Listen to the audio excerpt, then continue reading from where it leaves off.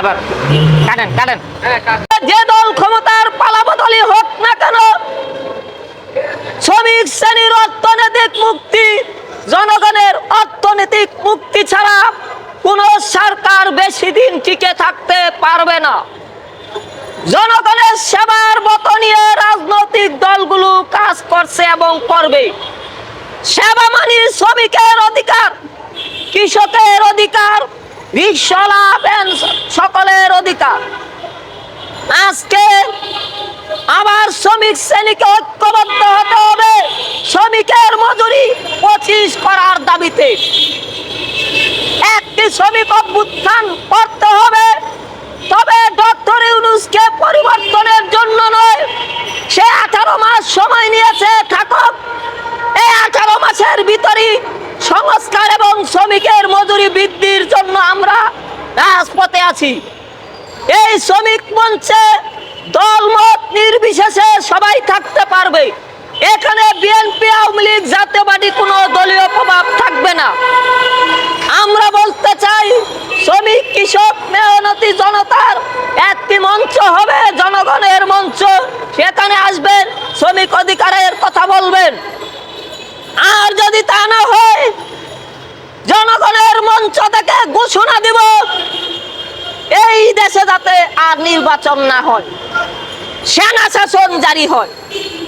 সেনাপ্রধানকে বলছি, আপনি যদি কোনো ষড়যন্ত্র করেন, দেশকে নিয়ে কোন দলকে ক্ষমতায় আনার জন্য চেষ্টা করেন, শ্রমিকের মজুরির পক্ষে যদি না দাঁড়ান, জনগণ আপনার পাশে থাকবে না। আর যদি শ্রমিকের পক্ষে দাঁড়ান, জনগণ আপনাকে যেভাবে স্যালুট দিয়েছে, বারবার আপনাকে চিরকাল স্মরণ রাখবে। দল নয়, শ্রমিকের, জনগণের অধিকার রক্ষা করাই সেনাপ্রধানের কাজ। আমরা ইতিমধ্যে 3 মাসের ভিতরেও যদি নির্বাচন হয় আমাদের আপত্তি নেই। 4 বছর পরে নির্বাচন হইলে আমাদের আপত্তি নেই। আমাদের আপত্তি 2 মাসের ভিতর শ্রমিকের মজুরি 25 চাই। আজকে শ্রমিক সংগঠনগুলো মাঠে, সেখানে বিভিন্ন রাজনৈতিক দলের সভাপতিরা আসে বক্তব্য দেওয়ার জন্য।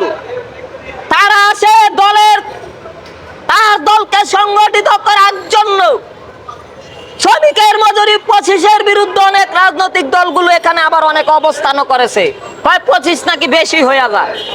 তাহলে তোমরা কি দেশ চালাইবা?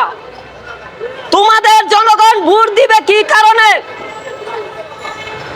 আমরা বলতে চাই, ছাত্ররা নাগরিক কমিটি করেছে, একটি রাজনৈতিক সংগঠন, কোন রাজনৈতিক না। আমরা নাগরিক কমিটির মধ্যে আছি।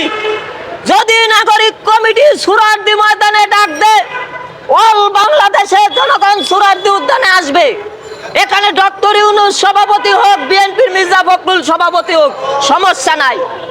কিন্তু দফা 1 দাবি 1, শ্রমিকের মজুরি 25 চাই।